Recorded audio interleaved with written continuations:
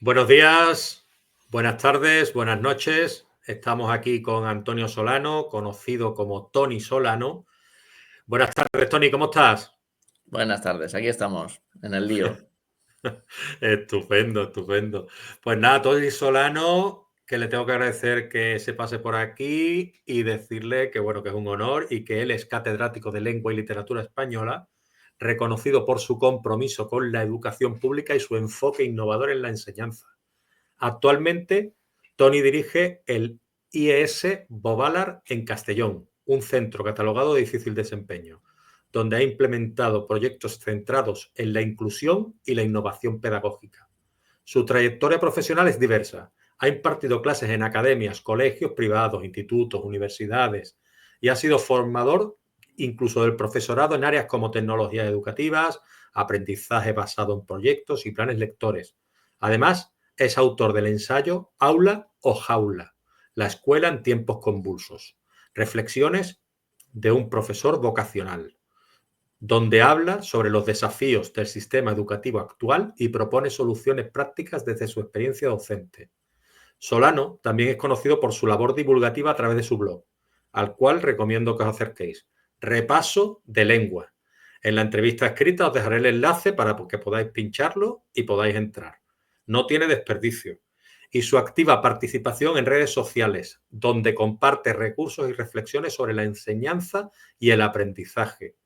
Tony Solano, repaso de lengua.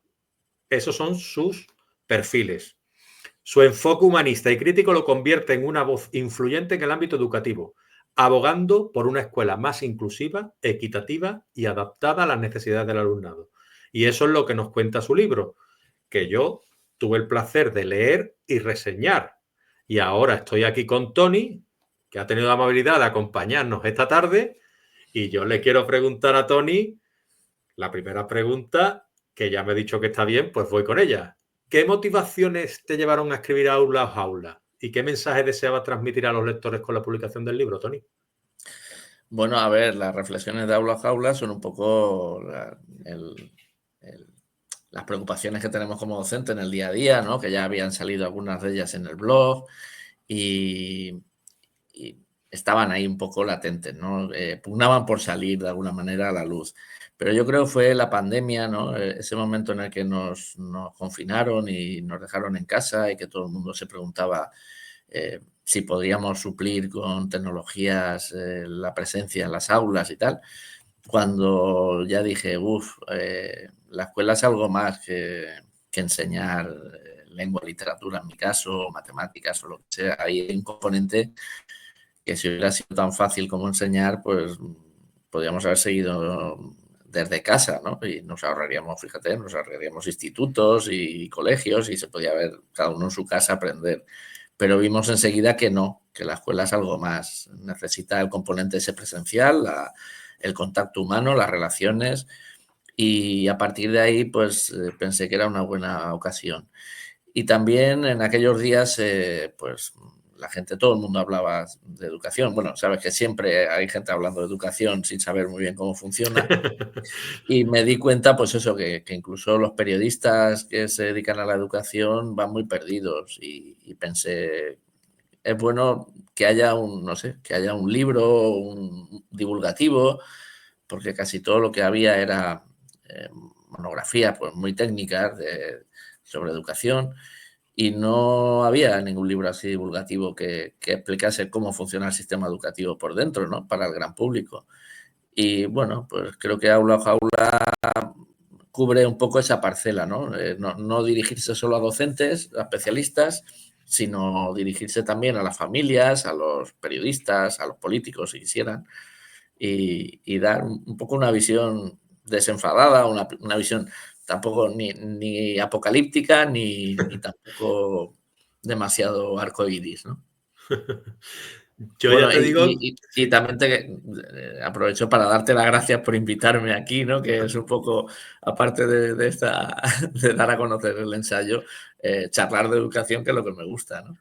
sí, sí, no, se nota porque ya digo yo, y te lo comentaba a ti en privado y en la reseña, ¿no? Es decir, es un libro muy acertado porque está hecho de una manera muy cercana, muy sencilla, que no simple, y se acerca mucho a lo que tú estás diciendo. Es decir, a mí, aparte de solventarme ciertas dudas, ha asentado ciertos conocimientos o ciertos... Porque, claro, al fin y al cabo yo soy docente, aunque no practique, y también como padre, también de una alumna, pues me tocaba, y muchas veces, pues claro, es lo que tú dices, ¿no? Es decir, hoy en día, yo lo digo muchas veces, todo el mundo sabe de todo. Todo el mundo sabe criticar, todo el mundo sabe de todo, y si no le preguntas a Google y ya está, ¿me entiendes? Y si no, pues mirar, es que lo tenemos con los doctores, lo tenemos con tal, lo tenemos con cual. Y Sí, al sí. final dices tú, qué fácil es criticar, ¿no? Y después vas a una escuela, te ponen como profesor y me gustaría que alguien pudiera estar ahí una semanita nada más, ¿sabes? Entonces yo muchas veces lo pienso y claro, eso esclarece mucho todo tu ensayo, deja muy claro todo, muy patente, que claro, que tú eres alguien que estás muy formado y estás metido en el meollo de eso y se nota. Ujú. Sí, es que las soluciones fáciles a problemas complejos creo que se llama cuñadismo, o sea, eso ya lo sabemos también, ¿no? Sí, sí, sí, sí. Yo te quería preguntar que me hablaras un poquito del blog Repaso de Lengua, porque lo he visto muy interesante cuando he Ujú, entrado, esos artículos y demás, y creo que podría ayudar a muchos ujú. alumnos a acercarse a la lectura y con ciertos conocimientos. Me gustaría que tú me hablaras como autor de ese blog y por qué lo creaste. Sí, bueno, el blog lo creé en el 2006, o sea, ya tiene, ya va a cumplir casi 20 años, a lo tonto, y fue un poco con mi llegada al mundo de la docencia, porque yo no era docente y me pasé a este ámbito y, claro, yo llegaba de otro mundo totalmente diferente y tampoco tenía contactos, ¿no? No aterrizas en las aulas, te has formado como filólogo, pero nadie te explica cómo dar clase, cómo solucionar problemas de convivencia, cómo plantear actividades interesantes. Y en aquel momento estaba empezando pues, lo que se llamó la blogosfera educativa, ¿no? Que era pues, gente inquieta, gente innovadora con el mundo de las tecnologías, que, que compartían públicamente pues, experiencias, actividades. Y bueno, pues yo fui uno más de los que se sumó a ese carro de blogs de profesores para compartir experiencias y para preguntar dudas. Y creo que formamos un grupo bastante interesante de gente que nos movíamos, que se empezaron a configurar las primeras jornadas educativas, las de Nova2, la de LEAVE, las de Aula Blog, que nos ponían en contacto a gente pues, con interés por mejorar. El blog pues, fue también pues, un poco una válvula de escape, ¿no? De contar lo que haces en clase, contar también los problemas que has tenido, y en el caso mío, como soy de lengua y literatura, pues también pues, para escribir reseñas.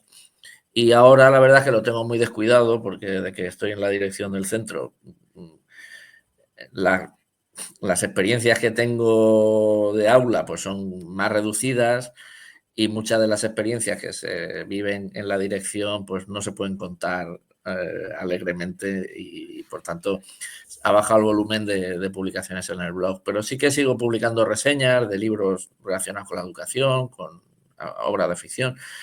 Tengo una serie que se llama Sesquidécadas que recupero lecturas mías de hace 15 años y voy haciendo pues un poco para mantener el hilo de todos los meses publicar algo, pues reseño un par de libros o tres de los que ya he leído. Y ahí voy. O sea, sobre todo el blog me permitió conocer gente interesante con la que sigo manteniendo mucha relación.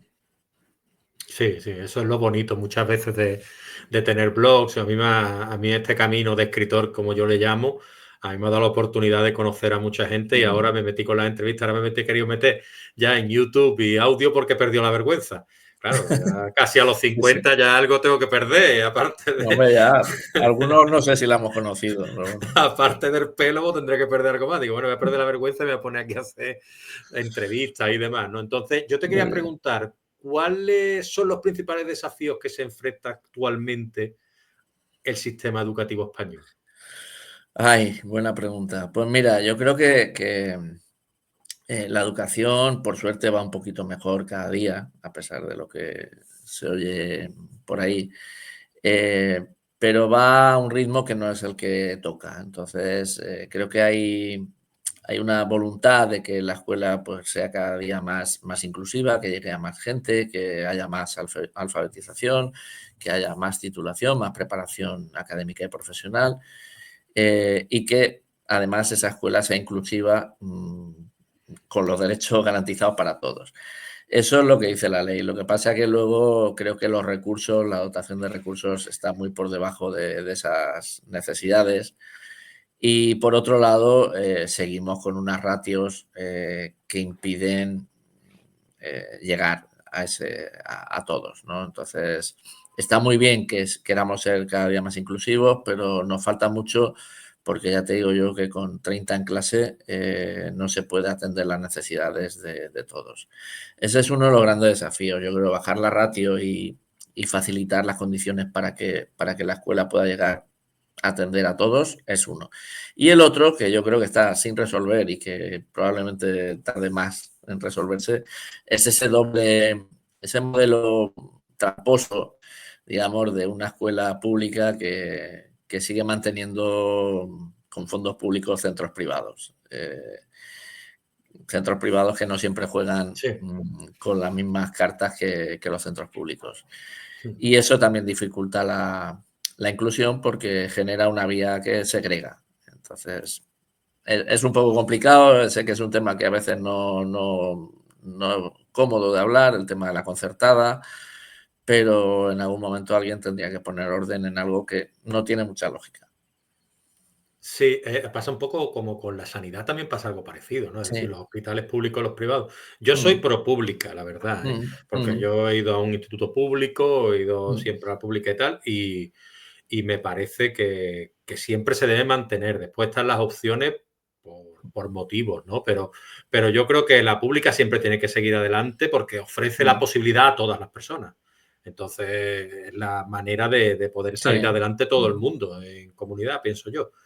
Pero Sí. ahora, Sí, es que, decir, claro, en la concertada hay magníficos profesionales como la pública. Si no se mm, trata, a veces cuando sacar este tema parece que sea que luchamos unos contra otros. El claro, problema de la concertada es que como sistema ya está mal diseñado. Está mal diseñado porque segrega desde el principio. En el momento en que estableces cuotas que no son tan voluntarias como se dicen, o en el momento en que hay una ideología detrás o una religión detrás, ya no se cumplen los principios de gratuidad, laicidad y igualdad de oportunidades. Entonces, es pública, pero menos pública que la de verdad. sí, claro, yo creo que debe existir las dos y que cada una, bueno, puede seguir su manera independiente, pero que la pública siempre debe ser pública y estar ahí. Mm, Eso es mi mm, punto de vista. Es sí. decir, y después te quería preguntar yo, ¿cómo ha evolucionado la figura del docente en las últimas décadas y qué cambios consideras más significativos a la hora de adaptarse al aula por parte del profesorado? Yo creo que en general los profesores se han adaptado bien, o sea, a los cambios, porque si no estaríamos peor que después de la pandemia, ¿no? Eh, la verdad es que es un sistema educativo muy complejo y ya te digo que cada vez se pide que sea más inclusivo, que es lógico, que se respeten los derechos de los alumnos, las dificultades de aprendizaje, que nos pongamos al día en temas tecnológicos, eh, que además eduquemos, pues fíjate, en alfabetización mediática, eh, contra el bullying, o sea, vamos descargando sobre la escuela cada vez más responsabilidades y los profes somos humanos, no somos, y somos profes, yo soy filólogo, no soy psicólogo, ni soy sanitario, ni nada, ¿no? Entonces, para lo que la sociedad pide a la escuela, creo que estamos bastante bien. Que siempre hay alguien que se sale del tiesto, pues también, pero en general yo creo que los profesionales de la educación son buenos profesionales, salvo Mm. excepciones como en todos los oficios. Sí, yo estoy de acuerdo también. Es decir, tengo Mm, al final somos personas, pienso yo, ¿no? Es decir, yo tengo muy buenos recuerdos de algunos profesores y mm. otros no tanto, pero porque creo que es que somos personas, al final también puede Claro. haber química, no haber química, o a lo mejor yo como estudiante, pues era más revoltoso o menos revoltoso, y a lo mejor Mm. esa persona pues no conectaba tanto. Claro, es que malas experiencias, tú piensas pues eso, en un instituto como el mío hay 100 profesores, ¿vale? 100 profesores, pues calcula cada vez, yo siempre digo lo mismo, calcula cada vez que dicen en la prensa, hay un 15% de la población española que tiene problemas de salud mental. Yo pienso, hay 15 profesores en mi instituto que tienen problemas de salud mental. O sea, hay un 2% de personas que son psicópatas. Pues yo sé que hay 2 psicópatas profesores en mi instituto. O sea, eh, tiene que haber de todo en todos los sitios. ¿Qué pasa? Que claro, un profesor malo entre 100 es un profesor malo entre 100, que es poco, pero sus ciento y pico alumnos lo van a sufrir. Y eso es muy jodido, muy Sí, jodido para ellos y para sus familias. Y claro. a veces, ya sabes tú, que en estas cosas siempre uno pone el acento en lo malo, no en lo bueno. Y si tienes 10 profesores buenos y uno malo, el que te marca es el malo, no los 10 buenos. Sí. Aquí se me ocurre una pregunta, creo que no la teníamos planificada, pero creo que se me ocurre, no la tenía planificada, que era, tú hablabas en tu libro, si mal no recuerdo, que se primaba sobre y si no, corrígeme, por favor, se primaba Mm, sobre la nota en lo que eran las oposiciones y demás, es decir, los conocimientos, y no mm, se tenía en cuenta a lo mejor a lo que es pues la empatía y otras cosas que se deben de tener mm. en cuenta o la Sí. vocación en el caso de los profesores. Yo al Mm, menos lo interpreté así, estoy muy de acuerdo contigo. Pero claro, ¿cómo? Porque cuando yo esto lo presento delante de otros padres y digo, es que yo para mí las oposiciones están mal enfocadas. No creo que fuera una nota decir, como tengo un 9,8, pues entro mm. primero antes que tú, o porque tengo 3 años más.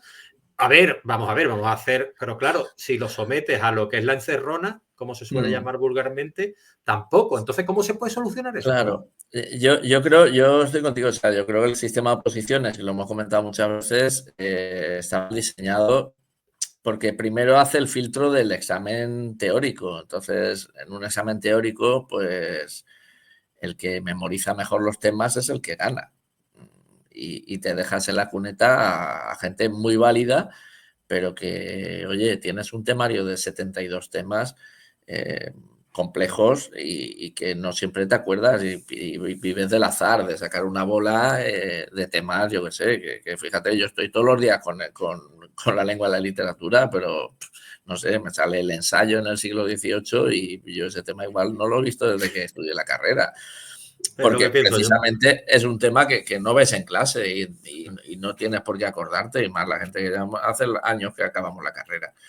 Entonces, para mí la oposición debería ser una prueba eliminatoria, en todo caso, la encerrona. O sea, la prueba en la que tú te enfrentas al tribunal y dices cómo vas a abordar una clase, qué mecanismos y qué estrategias tienes para comunicar, para evaluar, para improvisar incluso. Y eso ahí sí que creo que sería un filtro de calidad, el que primero pasase el que es capaz de enseñar. Y ahí hay menos trampa que en lo otro,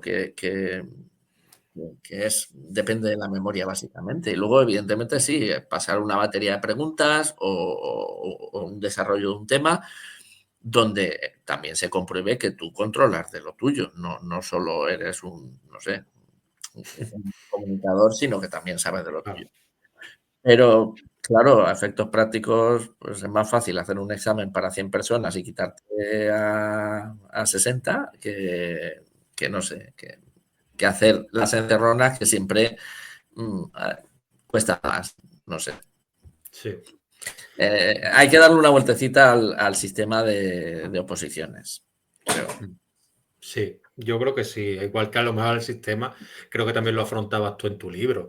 Es decir, yo, por ejemplo, que mi hija, que tiene 13 años, tenga las mismas horas que yo y tenga que producir igual que yo y después tenga clases extraescolares y después estudiar y después los exámenes y después, yo digo, esto no puede ser, no funciona. No. Yo tengo que ser comprensivo con mi hija y puedo llegar a entender que ella no es un adulto y encima cuando se está haciendo pipí no puede salir.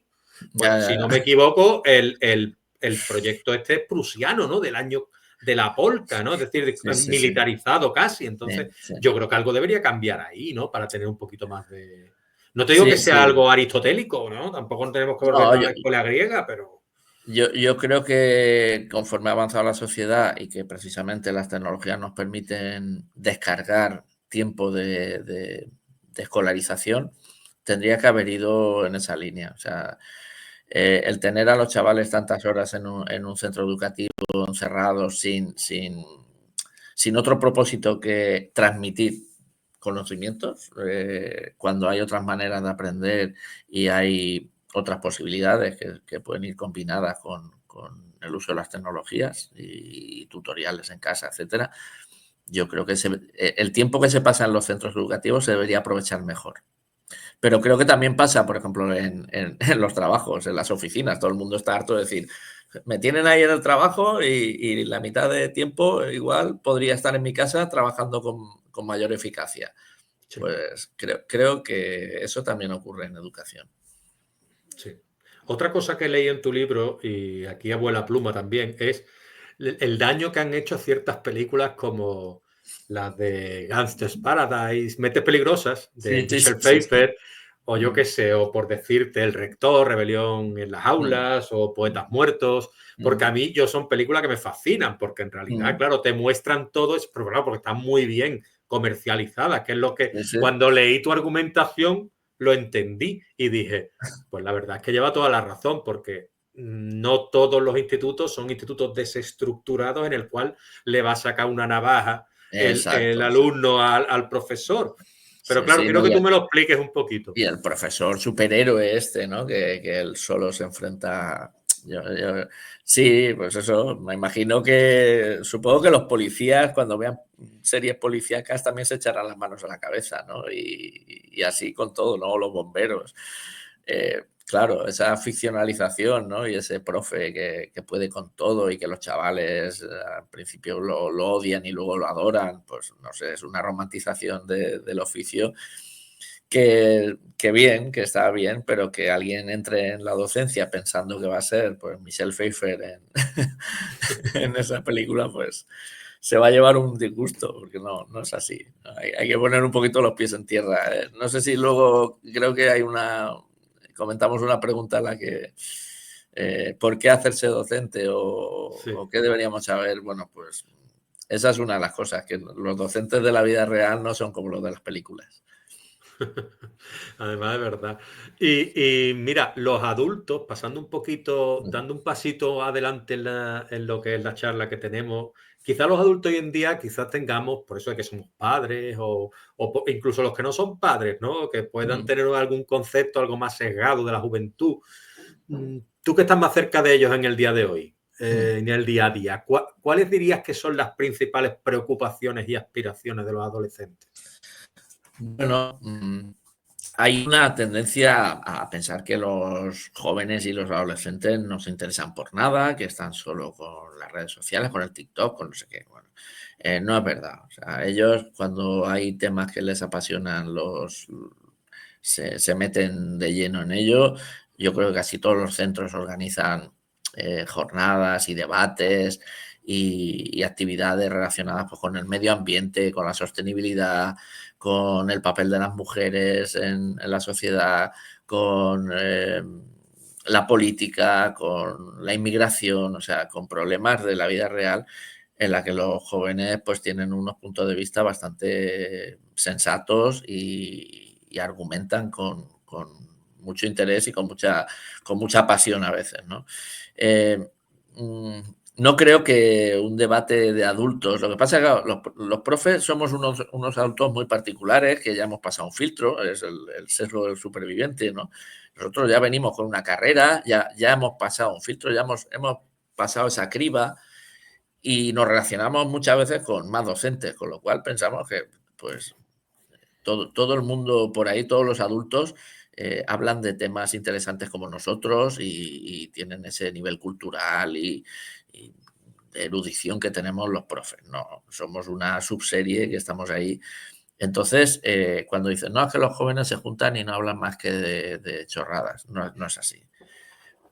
Y además es que los adultos, tú párate en una conversación de bar, o sea, en una terraza de un bar y verás que no están hablando ni del existencialismo, ni están hablando de la pintura impresionista ni nada de eso, perdona, o sea, las salas de profe son microsistemas ahí, ecosistemas muy reducidos.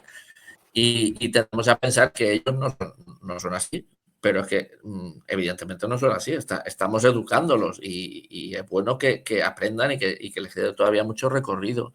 Así que sí que tienen muchos temas de interés y conviene que no se los tiremos abajo, porque a veces, es que me interesa, pues yo no sé, me interesan las series, los True Crimes o cualquier serie que está ahora.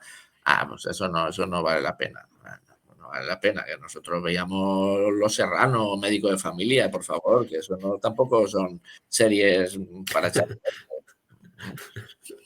Además, de verdad, es que tuve ya al salir de clase, que era una serie así de institutos y tal, y yo muchas veces me llevaba las manos a la cabeza porque yo decía, esto no pasa en los institutos, pero bueno, en fin, por lo menos estaba bien la serie, era entretenida, Sí, sí. y es lo que tú dices, pero que tampoco era pachacoete, es verdad. Yo te quería preguntar, yo muchas veces me lo planteo y digo, a ver, ¿es posible que los jóvenes hoy en día, ya si se preocupan, yo creo que sobradamente estarían mucho más preparados que en nuestra época, porque tienen toda la cultura al alcance de la mano? Pero es posible que ya de por sí estén realmente más preparados, aunque pensemos lo contrario.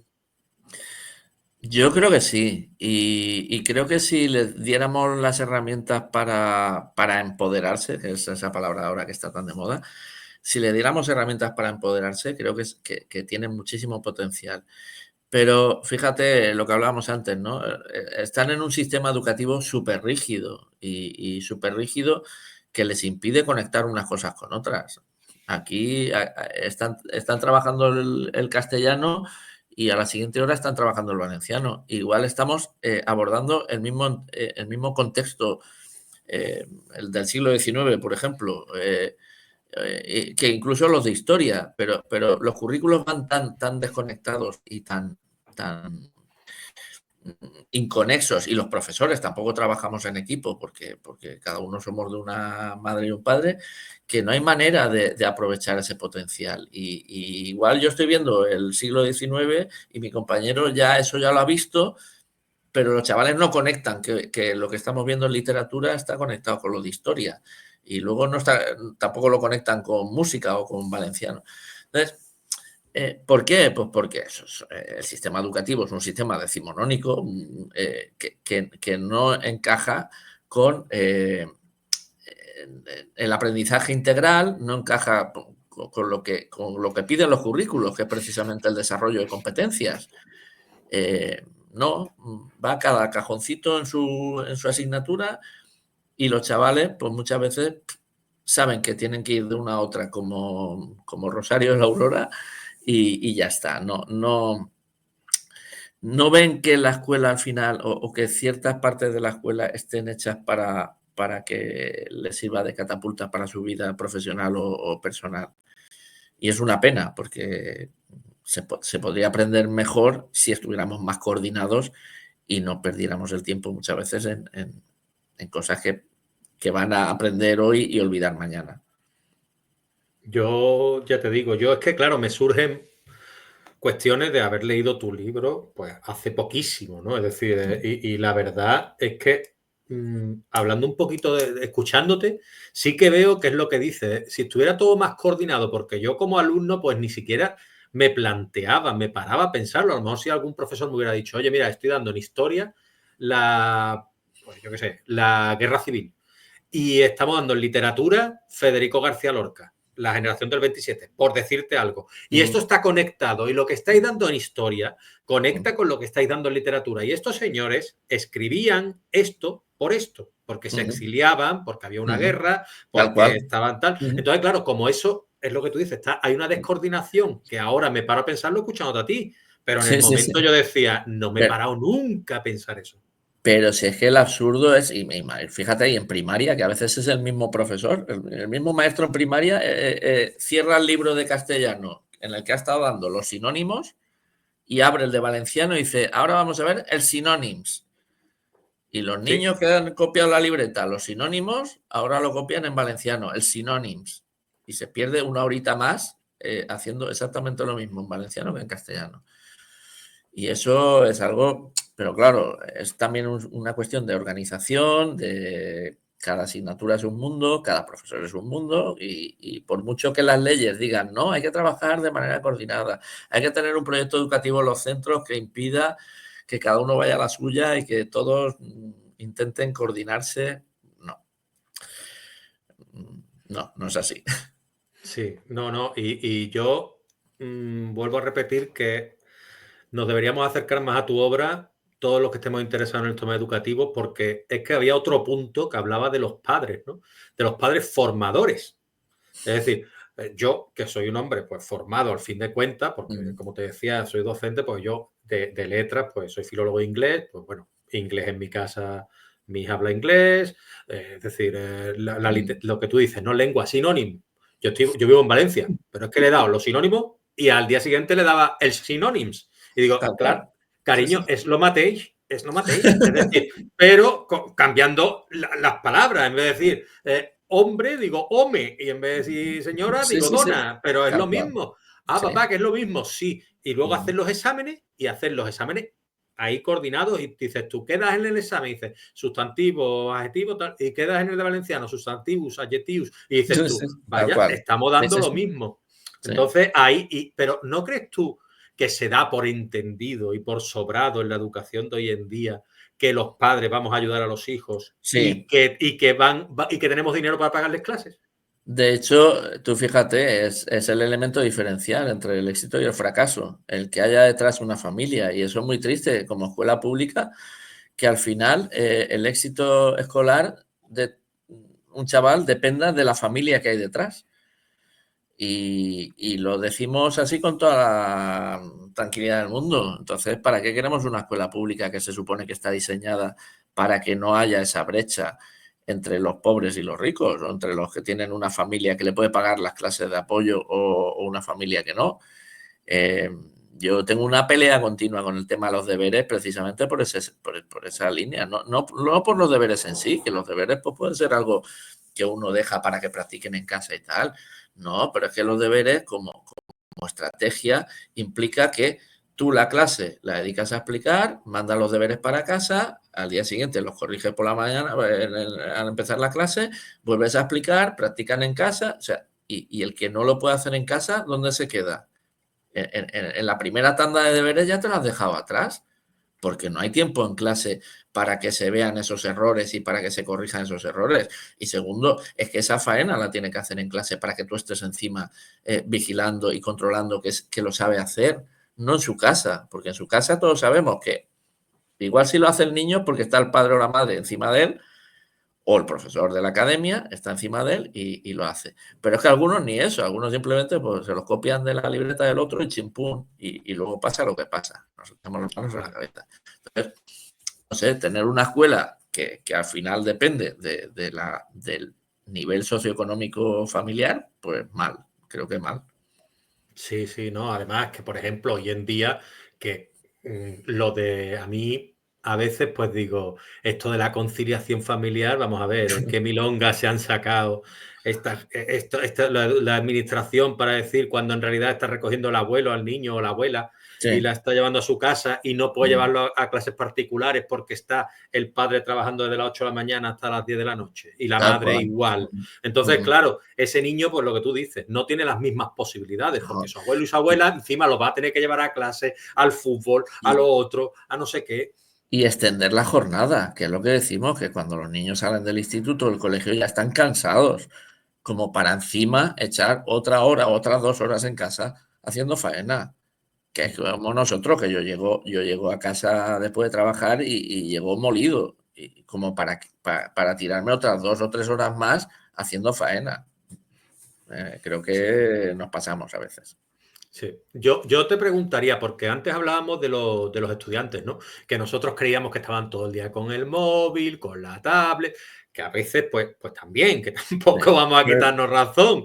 Como los adultos, igual. Exactamente. Es que creo que ponías un ejemplo en el libro que decías tú eso, ¿no? Que decías, vamos a ver, si estoy yo en una reunión de adultos y está mirando el móvil, lo otro, no sé qué, estamos en una reunión a lo mejor O le llaman Sí, por teléfono, el mismo que se está quejando que los niños tienen el móvil, tal y lo cual. llaman por Sí, sí, teléfono y se sí. sale de la reunión de Sí, profesores sí, sí, sí, para sí. Es que atender el teléfono. no hay ni un solo claustro donde no suene un teléfono, donde alguien se salga para hablar. No hay ni una sola reunión en la que no le suene a nadie el móvil. O sea, es que pero los niños es imperdonable. Los adultos siempre tenemos una razón importantísima Sí, para sí. no poder estar media hora en una reunión sin que nos suene el teléfono. De verdad. Y yo te quería preguntar, en esa sociedad en la que hay tantos impactos de imágenes que invitan al consumo, que esa es otra, y a pensar de esta manera o de la otra, que hay tantos temas de, por ejemplo, de chavales que están metidos en apuestas, ¿qué tal? Que dices tú, ostras, es grave, ¿no? Y que hay tanta desigualdad en algunos aspectos. ¿Cómo pueden los docentes abordar eficazmente esa diversidad cultural y socioeconómica en el aula de la que estamos hablando? Pues es muy complicado, por lo que te decía antes. Es que al final parece que cada chaval viene con una mochila, ¿no? Algunos esa mochila es una ayuda porque la traen cargada de experiencias positivas, de los chavales que ya han ido al Museo del Prado, que han ido al teatro, que han ido de viaje, que tienen una familia que les explica la historia, la cultura, todo esto y tienen esa mochila, como en tu caso, pues que ya saben inglés porque lo hablan en casa Y luego tienen otros que llevan una mochila justa llena de piedras, o sea, la llevan ya que pues no hay nadie en su familia con estudios, llegan a su casa y no hay ni un solo libro en casa, tienen, faltan días al colegio porque tienen que llevar al hermanito al colegio, se tienen que quedar en casa cuidándolo porque está enfermo y la familia se va a trabajar. O sea, cada uno tiene su mochila y en algunos casos mochilas muy pesadas y muy dolorosas, ¿no? Entonces, luchar contra eso es muy complicado. Pero es que además, tú fíjate otra vez, aun en el caso de que fuera, de que todos estuvieran en igualdad de condiciones, se nos pide que sean empáticos, que trabajen en equipo, pero tú fíjate que no, que la sociedad, por otro lado, es hipercompetitiva, para acceder a las universidades unas notas de corte altísimas, para acceder a una FP que te guste tienes que sacar una nota muy alta también. Eh, mm, Prácticamente toda la sociedad está hecha por los principios de competición y no de colaboración. Y entonces dices, nosotros estamos aquí, que el currículo nos dice que trabajen en equipo, que se haga trabajo cooperativo, que seamos empáticos, que nos pongamos en la piel del otro, pero que luego la sociedad está mandando un discurso totalmente contrario. Si puedes pisar al que está a tu lado, porque si no, él te va a pisar a ti. Es complicado luchar con eso, muy complicado. Sí, y de hecho está en el deporte, ¿no? Es decir, quedar Claro. segundo parece que es un destrozo. Sí, Y sí, sí. dices tú, pero vamos a ver que estamos hablando del segundo del mundo, del segundo de Europa, del segundo Eh, de tal, y segundo tercero, que lo decía Perico Delgado, ¿no? Es decir, oiga, que quedar segundo no es tan malo, que estamos ya, ya, hablando del ya. segundo, pero parece ser que si no quedas primero es un Bueno, pues, desastre. pero tú fíjate, ahora los youtubers y todo esto replican ese modelo. O sea, el modelo de tienes que ser el mejor, tienes que tal, no sé cuánto, sea para lo que sea. O sea para ser un gamer y arrasar en videojuegos o ser el playboy que se lleva a todas las chicas de calle. O sea, tienes que ser el mejor, el que Sí, más constantemente. burpees haces. Sí, constantemente yo creo que estamos cayendo siempre en los mismos errores, ¿no? Como se diría, porque tampoco es tan importante. Eso, a ver, como te decía yo, muchas veces yo le he dado clases a sobrinos, en clases particulares, a chavales, he dado clases en institutos, he dado clases en colegios, ahora estaba dando clases también a gente no con tantos recursos y demás. No es lo que tú me estás contando de lo que es el tema de cada chico lleva su mochila, cada chica tiene sus problemas y tal. Y tú tener que enseñarle y encima, digámoslo así, animarlo, ¿no es bastante frustrante? Partiendo una lanza para el profesorado. ¿No es muy frustrante para el profesor y la profesora, quizás? Sí, pero a ver, es frustrante, pero también como escuela pública y como servidor público tienes ese papel. Yo creo que a veces cuando se habla pues de este que también lo hablan los currículos, ¿no? Del acompañamiento de la educación socioemocional, o sea, las emociones y todo esto. No se trata de convertirnos en psicólogos, o no se trata de convertirnos en psiquiatras, ni nada de eso, ni en coach, ni nada. O sea, se trata de acompañar. Yo creo que a veces nos queremos pasar por el otro extremo. No, yo vengo aquí solo a enseñar lengua y literatura. A mí no me vengas con historia, con problemas y tal, que tampoco creo que nadie lo haga, ¿no? Pero sí que parece que el profesor sea solo para aspectos académicos y que lo demás, pues como no es problema de la escuela, que es un problema social o familiar, que no te venga.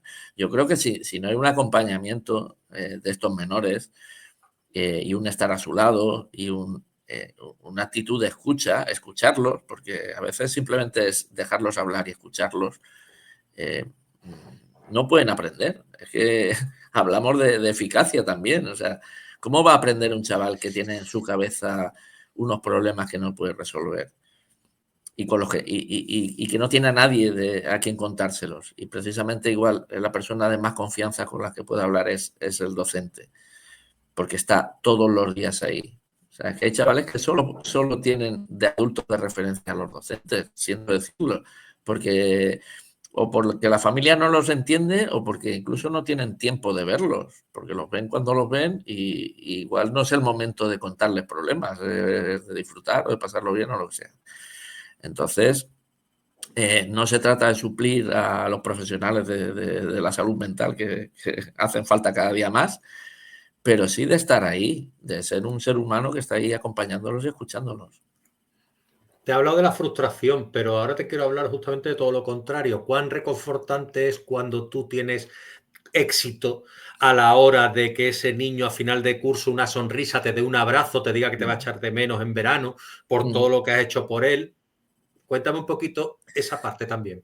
Hombre, yo creo que todos los profes, o creo que una de las buenas razones para estar en este trabajo es precisamente eso, ¿no? Lo reconfortante que es cuando ayudas a los chavales.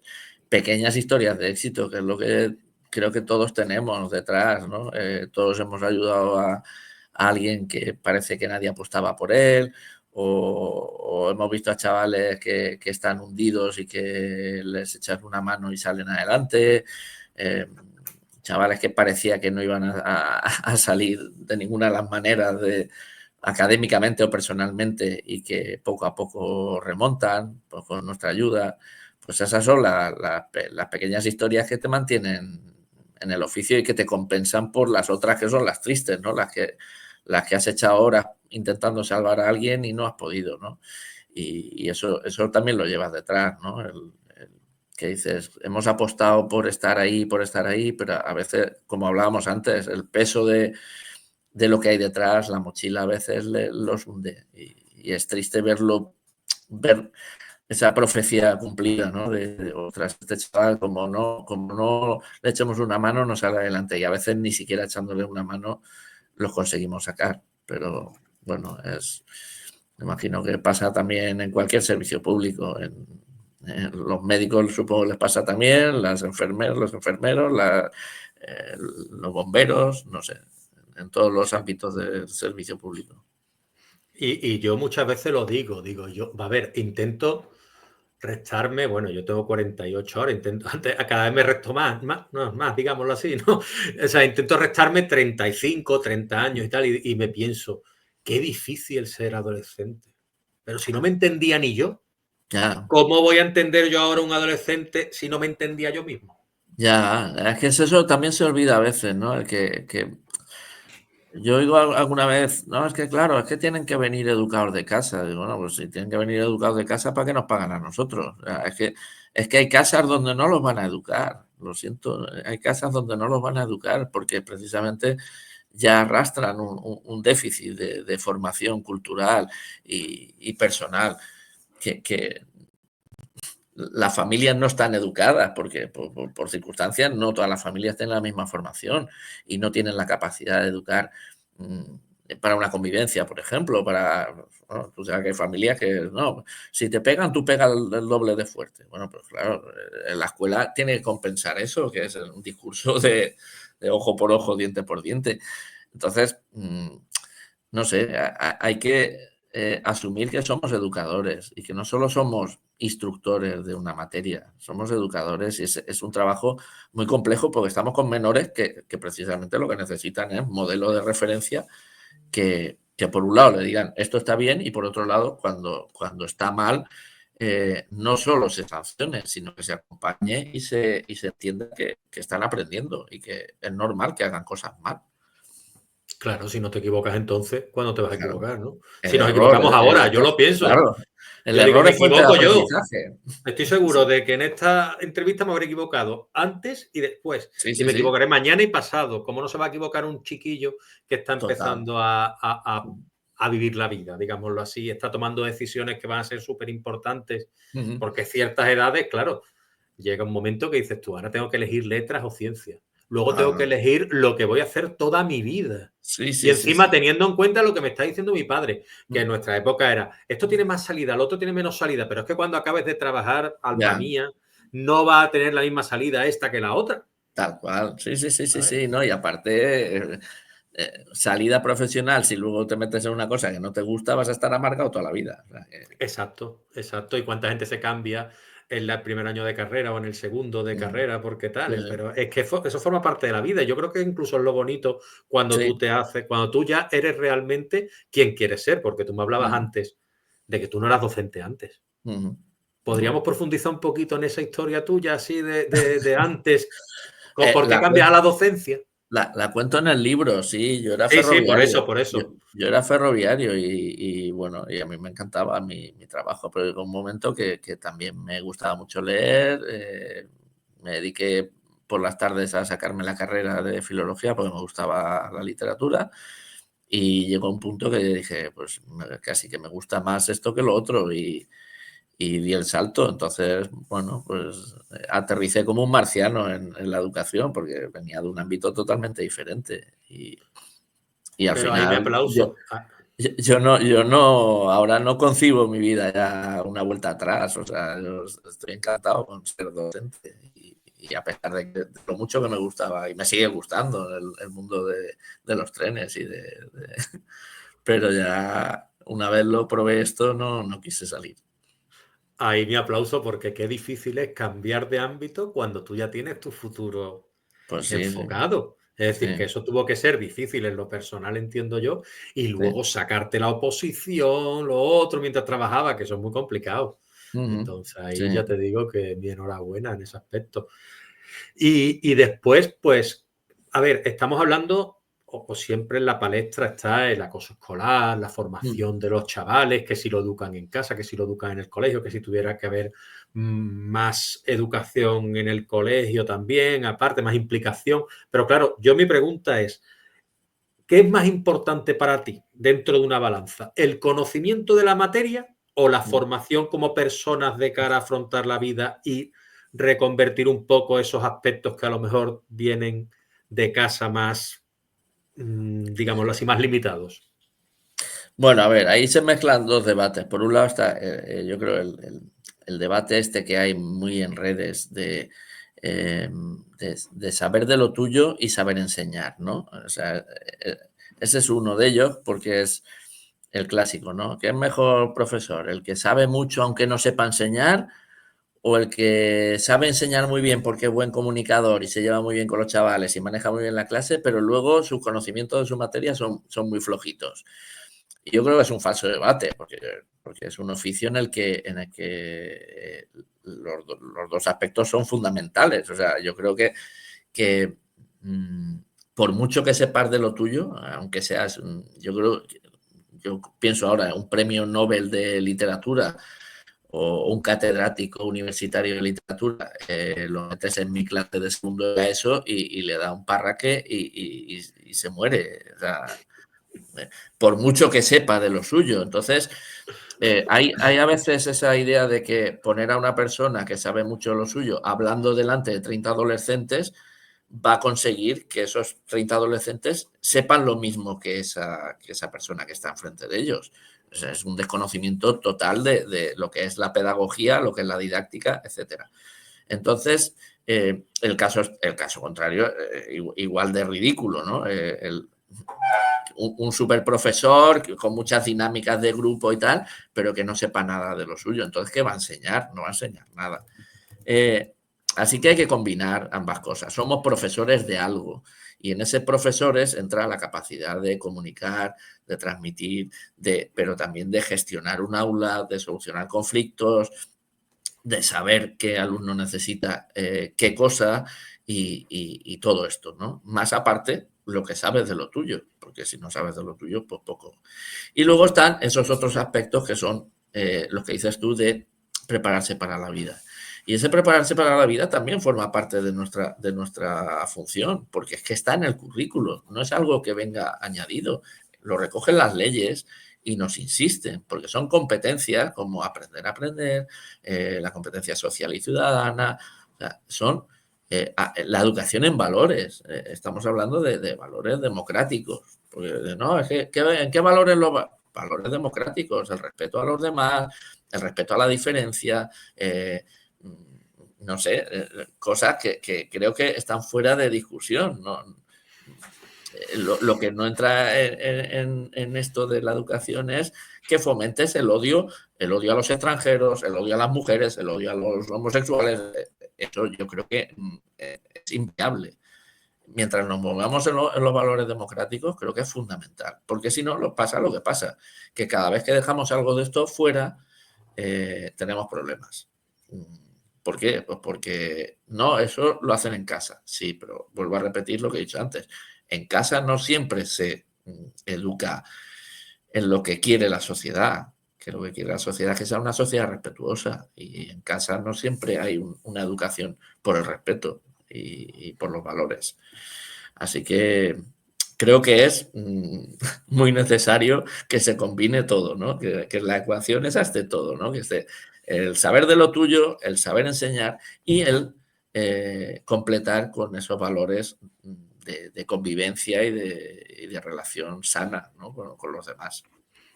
Perfecto, pasando un poco a las temidas TIC de mi época, ¿no?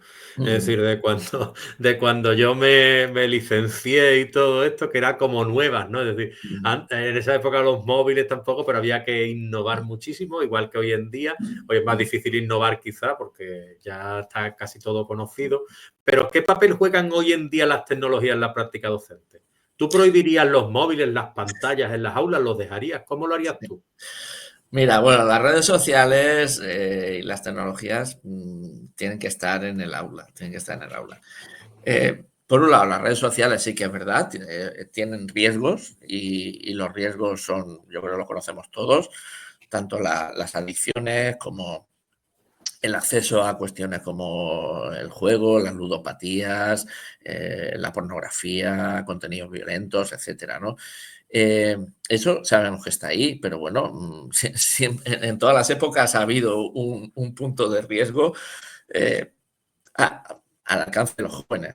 Ahora más porque con un teléfono móvil pueden acceder a todo o incluso ya con un reloj y de ahí que sea necesario que eso se aborde en la escuela, porque la escuela es un entorno seguro y es el entorno seguro donde hay profesionales de la educación que pueden echarles una mano para decirles esto está bien, esto no. Y las políticas estas de prohibir los móviles, que son para mí son muy populistas, porque si prohíbes el móvil ya se han solucionado todos los problemas, que no van a funcionar. Yo tengo claro que no van a funcionar, porque ahora todo el mundo, sí, se han reducido los problemas en el instituto. El que es ciberacosador, si le prohíbes el móvil en el instituto, lo va a hacer luego por la tarde o por la noche. No va a dejar de acosar porque hayas prohibido el móvil en el instituto. El que tiene una ludopatía no va a dejar de ser ludópata porque hayas prohibido el móvil en el instituto, lo va a seguir siendo igual.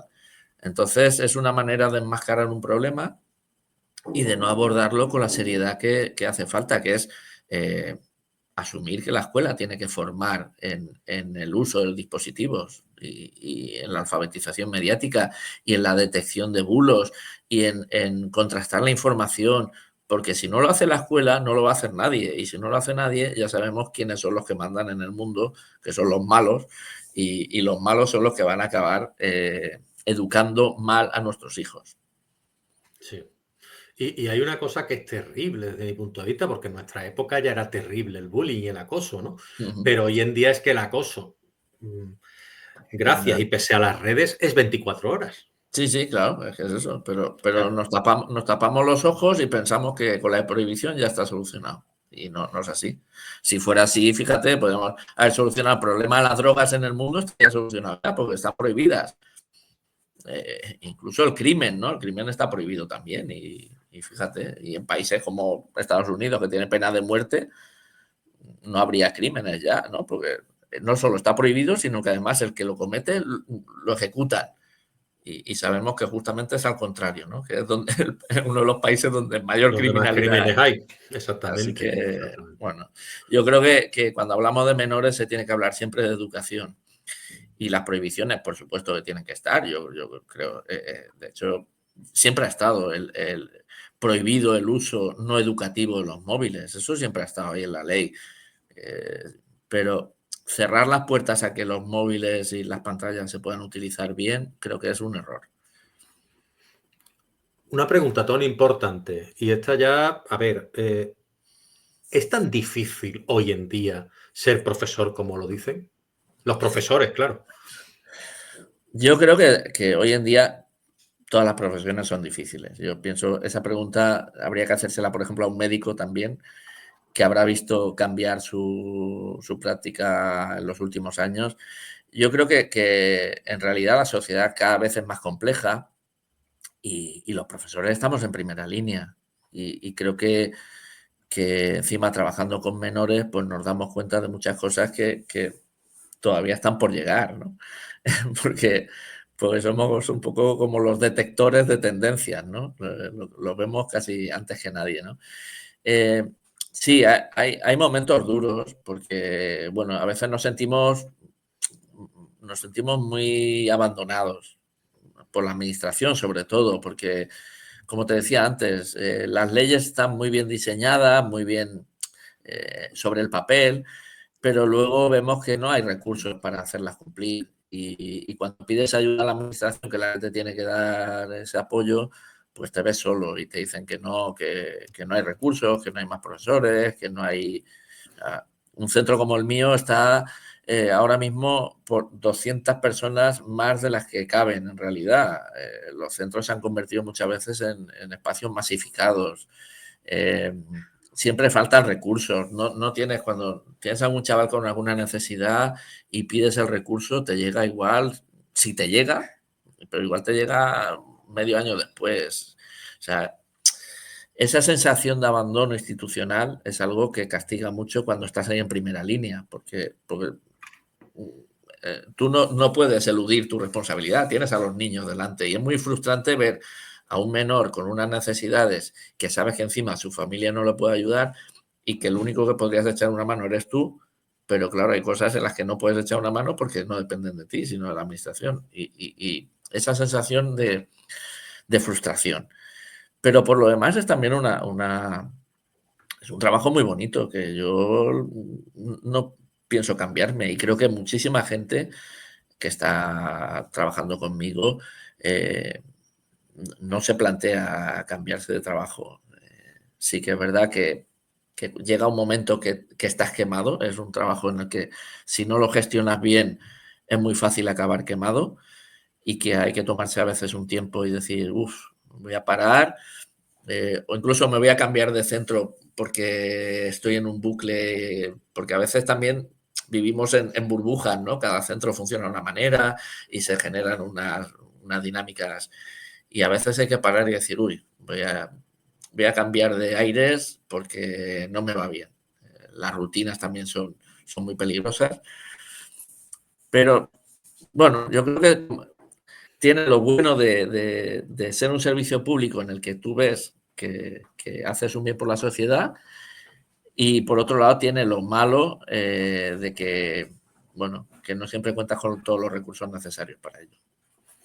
Sí, hablamos otra vez, de nuevo, de la frustración y la recompensa, un poco. Es decir, yo mi pregunta ahora sería, ¿tú podrías compartir alguna experiencia, tú que estás tan contento, tan motivado de ser profesor, que haya reforzado tu compromiso con la docencia? Bueno, yo creo que las pequeñas historias de éxito, pues creo que lo comentábamos antes, ¿no? Chavales que no, que nadie apostaba por ellos y que de golpe pues van saliendo adelante. Es difícil contar porque, claro, son cuestiones que afectan también a la privacidad, pero bueno, estamos en un centro de especial dificultad, entonces que haya chavales que ya en primero de la ESO te dicen, no, yo es que no pienso estudiar porque nadie en mi familia tiene estudios, total, yo me voy a poner a trabajar con mi padre, no sé qué, tal, y que luego consigas que por lo menos se saquen la ESO y que algunos incluso se metan en una FP y que estén, no sé, motivados para crecer profesionalmente, pues yo creo que es algo que te da satisfacción y a lo largo del tiempo te encuentras con muchos exalumnos que los ves que han llegado no sé, a cumplir sus sueños y eso son las historias que te satisfacen, ¿no? Y en general, ¿no? Eh, la respuesta tanto de las familias como de los alumnos suele ser muy positiva. Me da mucha rabia que a veces en las redes solo se cuentan lo malo de las familias, que pues como hablamos de los profesores y de cualquier profesional, hay buenos profesores y malos profesores, y también hay buenas familias y malas familias, siento decirlo. Hay algunas familias que es verdad que entienden muy mal la vinculación con el ámbito educativo, incluso creo que no gestionan bien la educación de sus hijos, pero son excepciones, son muy poquitas, muy poquitas. Y creo que la mayoría de familias son muy colaboradoras y son muy agradecidas con el sistema educativo en general. Y excepciones pocas y eso sí, cuando hay una te duele mucho, porque no por el trato con la familia, que al final somos adultos, que nos podemos apañar mejor o peor, sino porque ves que cuando no funciona bien la relación familia-escuela, el perjudicado siempre acaba siendo el menor. Ya. Sí. Ahora te pregunto porque, claro, estamos hablando otra vez de recompensas y demás. Una de las mayores recompensas que tú habrás tenido es cuando esos alumnos se acercan a ti o van al... ¿Has llegado a trabajar con algún alumno que haya sido alumno tuyo? Sí, sí, de hecho tenemos, pues mira, ahora mismo tenemos 2 exalumnos que son profesores del centro. Entonces han sido un compañero, ahora un compañero mío es alumno, había sido alumno mío.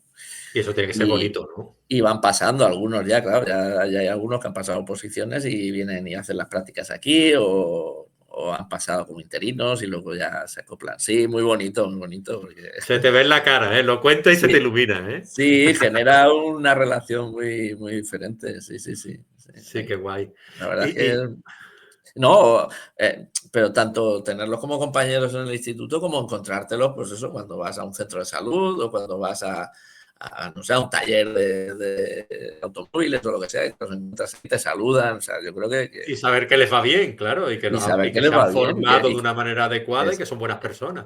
exacto, y que además que muchos de ellos se dedican a lo que te habían dicho que les gustaba, ¿no? Por lo cual Qué todavía guay. más. Y tú a estos chicos que a lo mejor te dicen, o que tú los ves, ¿no? Con esa vocación de profesor y demás, ¿tú qué les aconsejarías a quienes quieran dedicarse a la enseñanza?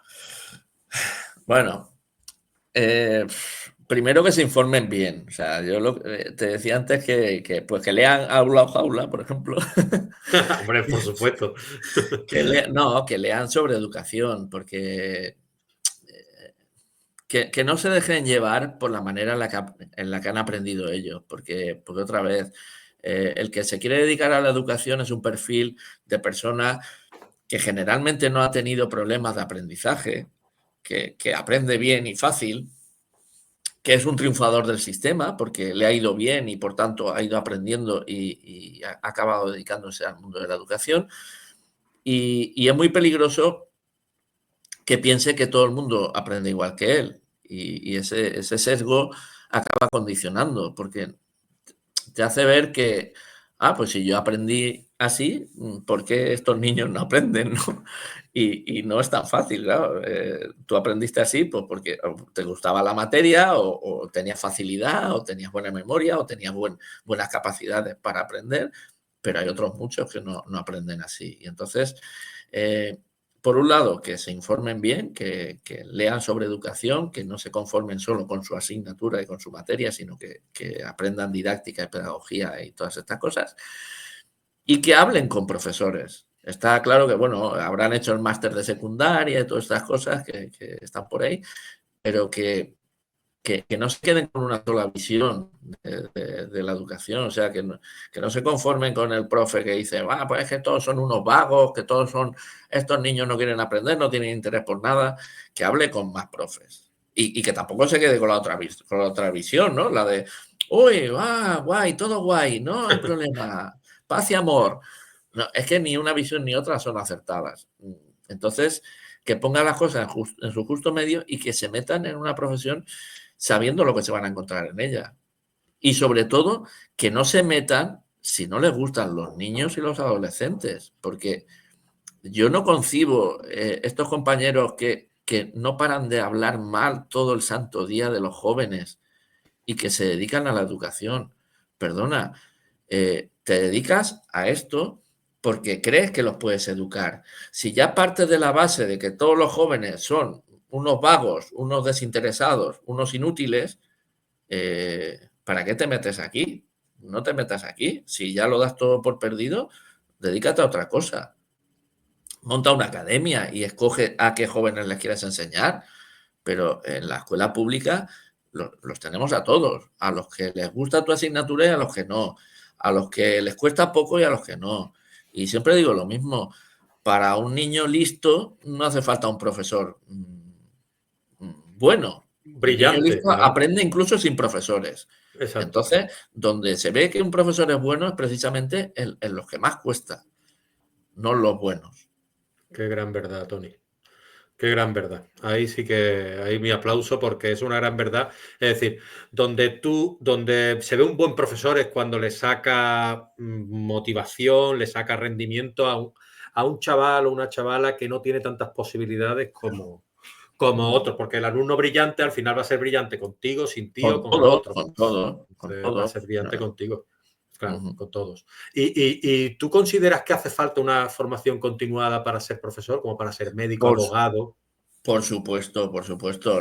No concibo lo contrario. O sea, tú piensas, cuando yo acabé mi carrera, yo era experto en, yo qué sé, en pliegos impresos del siglo XVI. O sea, ¿tú te crees que con eso yo puedo sobrevivir en las aulas de hoy en día? No. O sea, la formación inicial en secundaria son carreras que están totalmente desconectadas de la educación. Son carreras que, bueno, pues están hechas para especialistas. Y incluso en mi época no había ni siquiera asignaturas de didáctica de ningún tipo. Ahora creo que hay algunas de didáctica, pero tú no te enfrentabas nunca a nada relacionado con la práctica docente en secundaria, con lo cual sales de ahí mal preparado en cuanto a lo que te vas a enfrentar en un aula de secundaria. Igual sales muy bien preparado para irte a un departamento universitario y seguir investigando, pero no para un aula de secundaria. Y luego el máster de secundaria tampoco cubre esas carencias, porque son máster muy cortos, demasiado intensos y no da tiempo. En el practicum tampoco da tiempo a hacerte idea y depende también del tutor que te toque. Entonces, es necesaria la formación continua, pero sobre todo en dos cosas, en aspectos de pedagogía, o sea, de gestión del aula, de gestión de grupos cooperativos, de dificultades de aprendizaje, toda esta parte que normalmente en las carreras no se habla, y luego en didácticas específicas, o sea, en cómo enseñar lengua y literatura, cómo hacer un plan lector, cómo seleccionar lecturas juveniles, ya cuestiones más destinadas a tu materia. Pero es que si no, eres la gacela herida en el Serengeti. O sea, un profesor que no esté formado y actualizado es víctima de su propia mala praxis porque acabará desactualizado y no entenderá nada de la realidad que le rodea. Nada. Y se dedicará pues a lamentarse, a lamerse sus heridas y a decir, qué mal está el mundo, qué mal está el mundo. Pues así no solucionamos nada. Sí. Afrontamos ya el final un poquito y ahora vienen 3 o 4 preguntitas que yo tengo que decir que yo no soy partidario de estas cosas, pero a veces a uno se le calienta la boca y está hablando con gente, claro. ¿Y qué ocurre? Que llega Navidades, vacaciones, que llega Semana Santa, vacaciones, que llega carnavales, vacaciones, falla, lo otro. Entonces, claro, pues la gente empieza... hay que ver la de vacaciones que tienen los profesores, hay que ver, claro, yo aquí quiero romper una segunda lanza a través tuya, ¿no? Es decir, ¿cuántas horas realmente para lo poco que trabajan calculas tú que debe echar un profesor como mínimo a la semana? Como yo he hecho 40, o se supone que he hecho 40 o he hecho más o menos, pero bueno, depende también de mí. ¿Cuántas echa un profesor realmente dependiendo de tu criterio? Bueno, mira, hay de todo otra vez como en botica, hay de todo como en botica. Las vacaciones son, si te fijas, el calendario escolar español y el del resto de Europa prácticamente es muy parecido, o sea que no es que los profesores españoles tengamos más vacaciones que nadie, están al mismo nivel o incluso creo que tenemos menos vacaciones que en otros países de Europa, con lo cual el tema de las vacaciones sobre todo para los chavales, no para nosotros, porque sí, no vamos a negarlo, desconectas y tienes vacaciones, eso está ahí. Pero muchas veces, mira, pues yo ahora hemos estado de vacaciones de Pascua, pues aprovechas para todas las cosas que llevas atrasadas, de informes, de no sé qué, de no sé cuánto, pues para ponerte un poco al día, porque en la vida diaria no te da. Yo ahora, claro, mi perspectiva desde el punto de vista de la dirección del centro es diferente a cuando estaba en clase. Ahora pues tengo menos clases que también las tengo que preparar y también tengo que preparar mis materiales porque cada año vas cambiando de grupos, de cursos, los currículos cambian, como bien sabes, porque van cambiando las leyes y te tienes que adaptar a los nuevos currículos y las nuevas programaciones. Todo eso lo tienes que ir adaptando año tras año. Yo no hay nada que aproveche de un año para otro, nada. Textos, que puede ser que alguno me aproveche cuando son textos literarios, porque cuando son textos de actualidad me toca buscar todos los años textos nuevos, porque si no, no te funciona. Y todo eso fuera de tu horario. ¿Por qué? Porque, vale, un profesor de secundaria aquí en la Comunidad Valenciana tiene 25 horas de permanencia en el centro mínimas. O sea, esas son las que te toca estar allí. Pero esas 25 horas que estás allí no te da para hacer nada. O sea, te da para dar las clases, la guardia, las reuniones y nada. No dices, bueno, es que, pero de esas 25 solo das 19. No, pero es que las otras son también de ocupación. Es decir, que todo lo que sea preparar clases, preparar materiales, corregir, revisar, atender correos, atender familias, lo que sea, es fuera. Ponle, pues no sé, las horas que eches en tu casa. Cuando estaba de profe, solo de profe que no tenía cargo directivo, yo dedicaba casi más horas en mi casa que en el centro.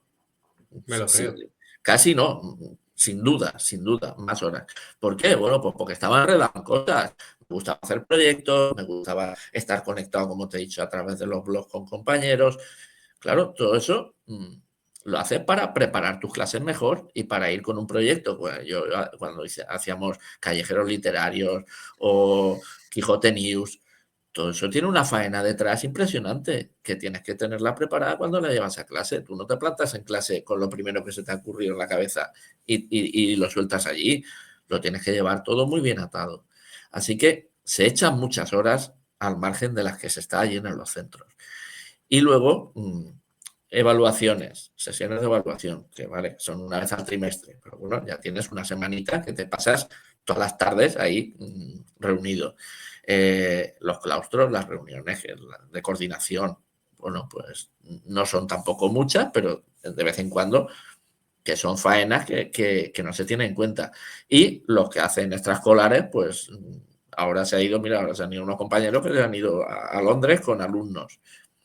Que habrá quien dice, mira, fíjate, encima de vacaciones con los alumnos. No, Evidentemente no saben lo que es ir no, con no, no, yo he adolescentes. ido, yo he ido también y sé que Eh, es una, es hombre, muy difícil. que tú sabes lo que es ir con tus hijos, que tú a tus hijos les dices, quietos aquí, y son tus hijos y te hacen caso, pero tú ahora vete con 20 o 30 adolescentes que no son ninguno hijo tuyo y que tienes que ir enseñándoles sitios por ahí. Y todo eso es una semanita que te pasa fuera de tu casa, eh, que en cómputo de horas son muchas horas. Y por la noche vigilar porque ya sabes tú que se van de una habitación a otra, que puede ser que consuman alcohol, que puede ser que se escapen del hotel. ¿Vale? Y todo lo que hagan parece que, que tú o sea, tú eres el responsable de todo lo que Hombre, puedan no es que hacer. lo eres, encima es que es Claro. una...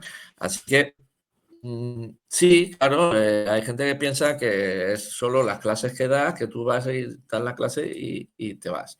Pero todo lo que lleva detrás, cada vez que en una clase tienes un chaval con un problema de TDAH, de trastorno de déficit de atención, hiperactividad, con dislexias, con autismo, mm, todo eso lleva detrás una preparación y una formación de echar horas para preparar materiales o para adaptar que también hay que tenerla en cuenta. Entonces, bueno, no es todo tan fácil. Que hay gente, volvemos otra vez, hay gente que esas horas le da igual y va ahí a Portagayola y da la clase, la misma clase de que hace 20 años. Pues sí, habrá gente que lo haga así. Pero yo creo que cada vez las aulas son más complejas y muy poquita gente hay ya de ese tipo de que no se prepare las clases bien. La mayoría de gente lo lleva todo y dedica tiempo para corregir y dedica tiempo en su casa para compensar. Muy bien. Y hablabas de que tú eras director de del centro educativo, ¿no? Boulevard. Entonces, mi pregunta es, ¿cómo ha influido tu experiencia como tal en tu perspectiva sobre la educación? ¿Te ha cambiado algo? Sí, sí, hombre, te permite un punto de vista diferente, un panorama desde, digamos, la diferencia entre, pues yo qué sé, ver la ciudad desde un primer piso a verla desde un decimoquinto, ¿no? Que parece que sea la misma ciudad, pero no lo es, ¿no? Te da una perspectiva diferente, porque hay cosas que cuando estás en clase, que tú eres consciente de tu grupo, tu clase, que lo vives muy de cerca, con mucha intensidad, que cuando lo ves con la perspectiva de la dirección de un centro, dices, joder, pues si eso era poquita cosa. Si, los problemones gordos están sobrevolando, ¿no? Entonces, estás a mitad de camino entre familias, profesores, alumnos, la administración, y tomas conciencia de lo complejo que es gestionar todo, tomas conciencia de eso, de que hay problemas que no son visibles para los compañeros y que tú sí que los ves y no los puedes contar, porque lamentablemente muchas cosas no las puedes contar por razones evidentes y tienes que lidiar con ellas desde ese respeto de lo privado y a veces es duro porque hay situaciones muy complejas que rodean a las familias o que rodean incluso a los profesores y que tienes que decir, bueno, andar con muchísima diplomacia para que no explote todo. Y somos humanos, encima trabajamos con menores, con lo cual mm, eh, aprendes también a delegar, porque, bueno, en clase un profesor es dueño y señor de lo suyo y ya está, pero cuando estás en un equipo directivo tienes que delegar, tienes que saber que hay cosas que no están, no puedes tenerlas todas controladas, tienes que ceder y aprendes sobre todo a trabajar en equipo, que trabajar en equipo no solo con el equipo directivo, que tienes que tener una complicidad absoluta, sino trabajar con el resto de compañeros que no siempre es fácil. Claro. Y volviendo un poquito al plano literario, a Mm, finales del año pasado presentaste un libro junto a Ana Valero de la mm, autora María Pareja Olcina. Su mm, título, Por no quererme. Que mm. yo he apuntado el nombre de esta autora por si algún día se quiere pasar por aquí, porque yo aprovecho que estoy con vosotros para decir, mandadme a la buena gente, mandadme a Sí, las sí, sí. escritoras buena gente, que seguro que Bueno, lo pues es. María seguro que te hace caso y se presta. Pues yo estaría encantado de recibirla porque me ha llamado mucho la atención este título, por no quererme. Ujú, Ahí es donde está la clave, creo yo, un ujú, poco del título para nuestros oyentes, ujú, nuestros seguidores. ¿Qué impacto real está teniendo el porno en los jóvenes? Porque se habla mucho, etcétera, y no sé exactamente yo el impacto que puede llegar a tener, porque nosotros, claro, veíamos cositas escondidas y tal, ahora lo tienen ujú, mucho más al ujú, acceso, y ujú. si podemos hacer algo los padres para abordar este problema. Sí, es un problema. Volvemos a lo mismo que decíamos antes de las redes sociales. O sea, siempre ha habido distractores, siempre ha habido, pues si no eran las consolas, era la televisión y si no, no sé qué. Pero es verdad que con el porno, pues bueno, yo creo que todos hemos visto porno de adolescentes, pero claro, ahora el acceso es ilimitado y sin filtro ni control. Y claro, cuando estamos hablando de móviles pueden acceder a todas horas, en todo momento y llegar a las adicciones incluso, ¿no? Entonces, es verdad que hay un acceso cada vez más temprano. Hablan, pues eso, ya de chavales en quinto de primaria, quinto, sexto de primaria, ya acceso al porno sin control.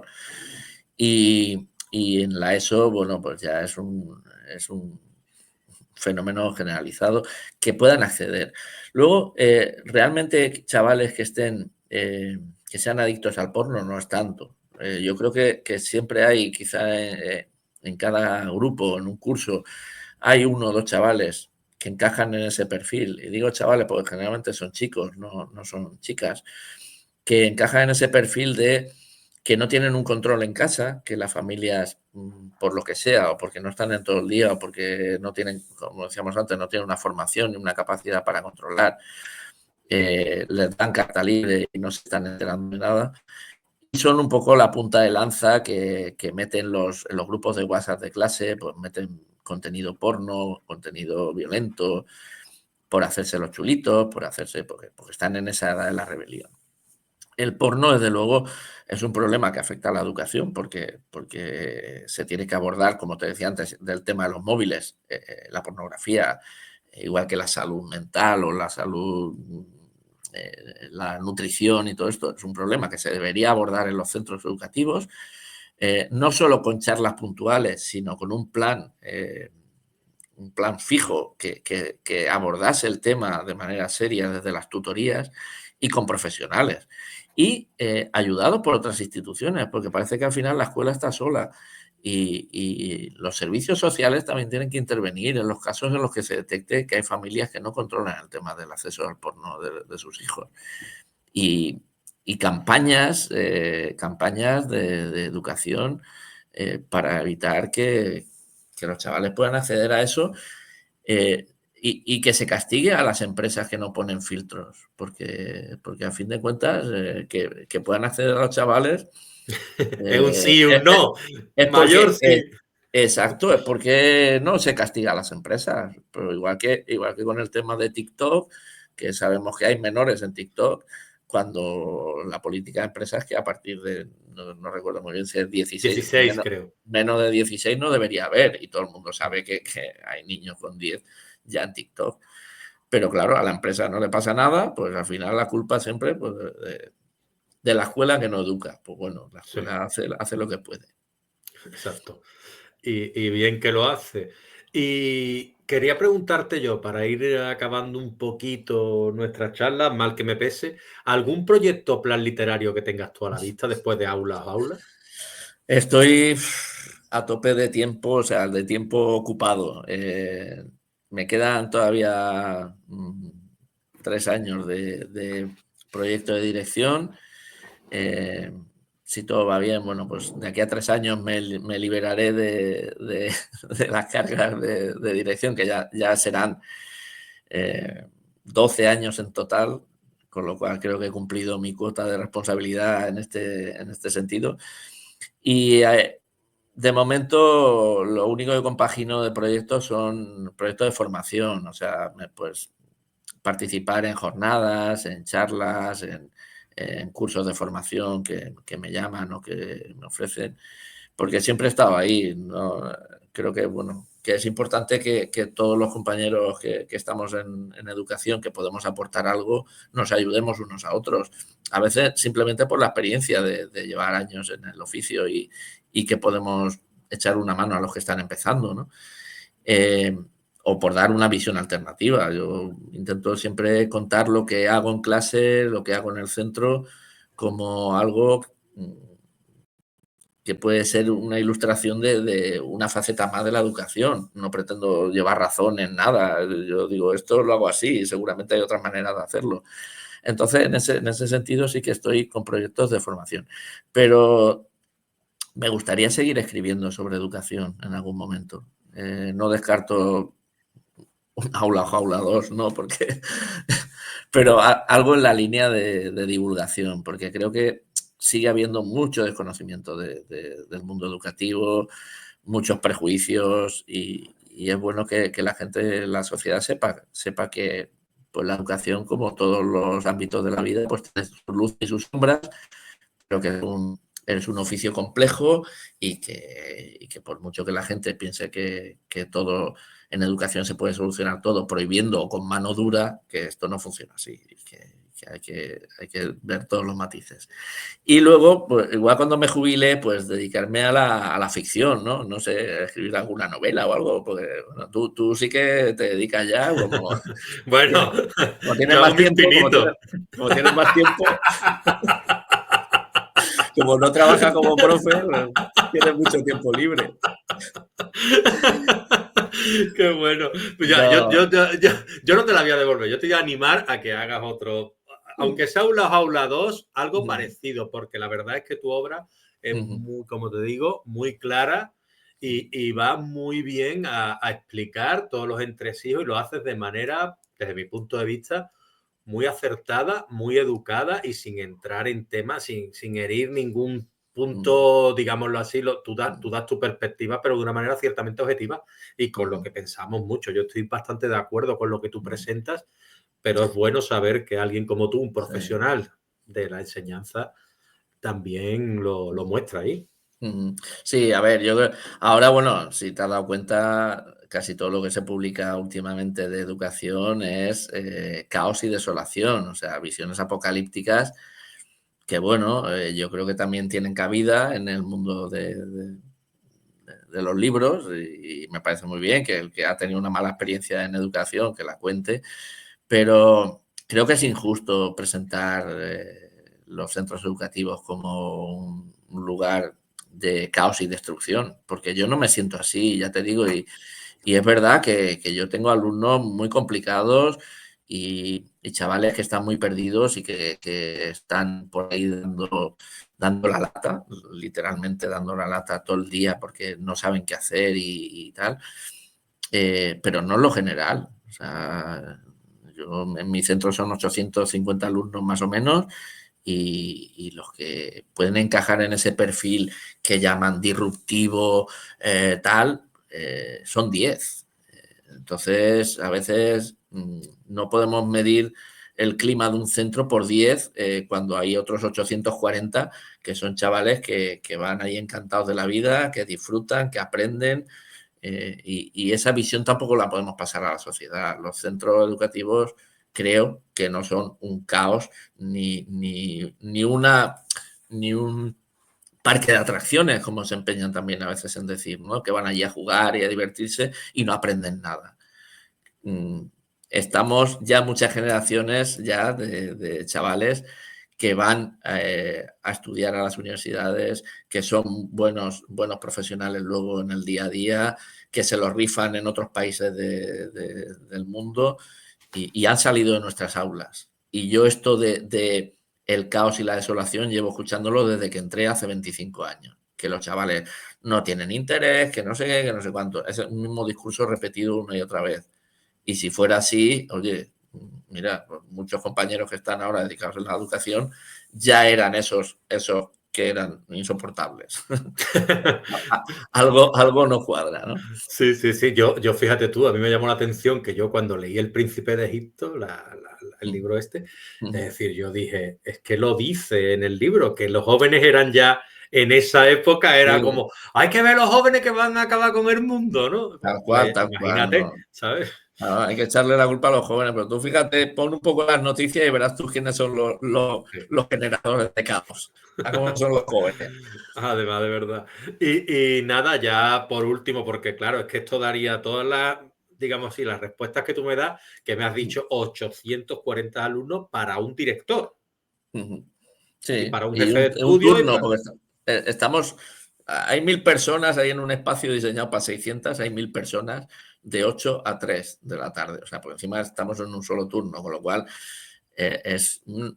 las mañanas son intensas, son intensas.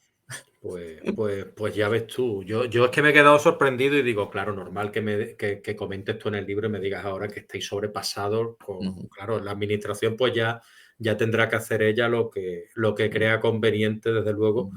pero claro, son muchos alumnos. Y yo te quería preguntar ya para acabar, porque si no estaría aquí un buen rato, si estuviéramos cerveza mediante, cafelito mediante, me tiraría un rato hablando contigo, pero a lo mejor tú no escribes un aula o dos, pero yo te insto a algún día volver aquí y Sí, hacemos hombre. un Tony Solano 2 y ya hablamos de otras cositas, aunque yo me leeré el libro gustoso otra vez y Muy hablaremos de bien. otros temas, o si escribe algún libro dentro de un tiempo, cuando tenga Ujú. más tiempo tú. Sí, sí, sí, yo No confío hace en que falta estar jubilado, te viene aquí otra vez. eso está ahí, eso ya está ahí casi. Sí, bueno, yo no te veo tan mayor, yo te veo a ti bastante jovencito, pero no, bueno, si tú me lo dices, yo me lo creo. Nada, preguntarte, ¿dónde podemos adquirir tu obra, Aula o Vale. Jaula, para quienes estemos interesados y queramos saber un poco más sobre ti? Vale, bueno, está publicada por la Feria de los Libros, que es una editorial bastante potente. Creo que tiene en stock, porque la veo en las librerías. Entonces, en las principales librerías yo creo que tendrán todavía stock, pero que se puede pedir, está vigente. Yo cuando lo he recomendado a alguien, han ido, lo han pedido y lo tenían tanto en librerías físicas como en librerías virtuales. Y luego está en formato ebook también, tanto en Amazon como en las librerías virtuales de Casa del Libro o las que sean, ¿no? Entonces, es fácil encontrarlo, no se ha quedado todavía Yo, arrinconado. yo Y ahora, bueno, sí. y confío en que, no sé, yo sé que se está leyendo también en algunas facultades de educación, en algunos programas del máster de secundaria, no sé, quizá por esa visión panorámica que da de la secundaria, aunque hablo en general de la educación, pero bueno, mi especialidad es la secundaria y inevitablemente donde más me centro en el libro es en los institutos, ¿no? Creo que, como has dicho tú, se lee fácil, tiene el puntito ese de divulgación que no he intentado no caer en muchos tecnicismos. Y si hay tecnicismos, luego están explicados en el glosario, así que, Sí, bueno, glosario irreverente, ¿no? Se lo por llamaste eso tú. queda, pues siempre es un guiño también a compañeros del gremio que, bueno, pues en esa ironía, pues se ven reconocidos también. Sí, sí, yo me fijé en el glosario, aparte que los que tenemos una edad y los que no la tengan, COU, pues queda como ese Ya, ya, ya. curso de orientación universitaria, Sí, sí, ¿sabes? sí, Que sí. queda como Sí, algo hay que explicar, algunas lejano cosas y las que hay hay que que explicar, explicar, que como... mucha gente no lo sabe tampoco, y menos la gente de hoy en día, ¿no?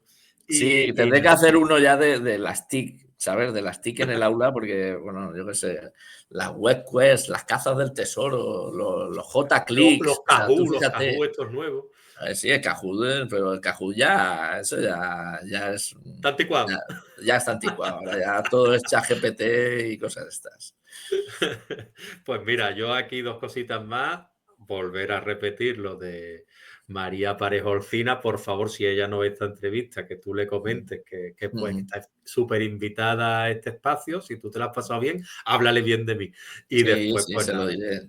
Ujú, darte mi enhorabuena por tu obra ujú, y solicitar de nuevo a la gente que tú como profesional, como divulgador, como, como persona de vocación a la enseñanza, que se demuestra ahí todo ujú. y que se acerquen a tu obra porque merece mucho la pena y que ha sido un verdadero placer charlar contigo, agradecerte de nuevo que estés aquí después de una jornada intensa de trabajo que, que has tenido, porque lo sé, y este ratito, pues eso, agradecértelo No, por tu generosidad y tu tiempo.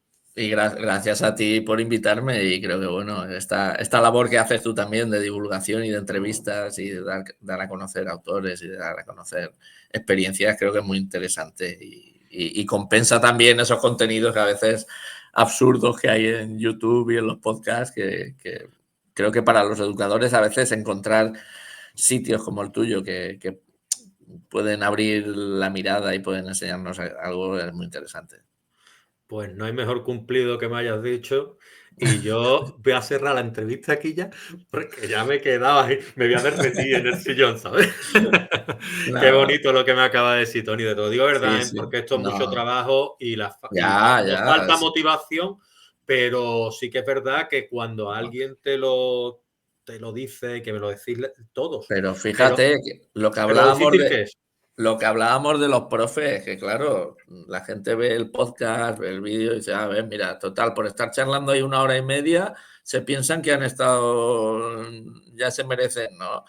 Tú sabes que detrás de esta 1 hora y media nos hemos tirado un ratito bueno y largo preparando la entrevista, todas estas cosas, que esto también tiene su Claro. trastienda, ¿no? Y yo creo que es interesante darse cuenta de que las cosas para que salgan bien requieren su preparación y que requieren que haya detrás gente profesional como tú. Pues muchas gracias, porque yo es lo que digo siempre, digo, Esto hay que verlo", o por lo menos yo me lo pongo, Mm, esa es mi barrera, mi ujú, barrera como en los saltos de altura, ¿no? El ujú, respeto profundo hacia ujú, la obra de la persona que está enfrente, porque yo también he escrito ujú, alguna, pero ya no solo por eso, y hacia la persona sobre todo, y porque, claro, porque es que la gente que yo invito aquí, aparte de haber escrito un libro, para mí son profesionales como la copa de un pino. Entonces ujú, yo, qué menos que acercarme a vuestra obra o por lo menos saber de lo que estamos hablando, ¿sabes? ujú. Pues sí, Entonces, pues, se agradece y se nota. pues nada, hombre, muchísimas gracias, un abrazo A ti. y hasta la próxima.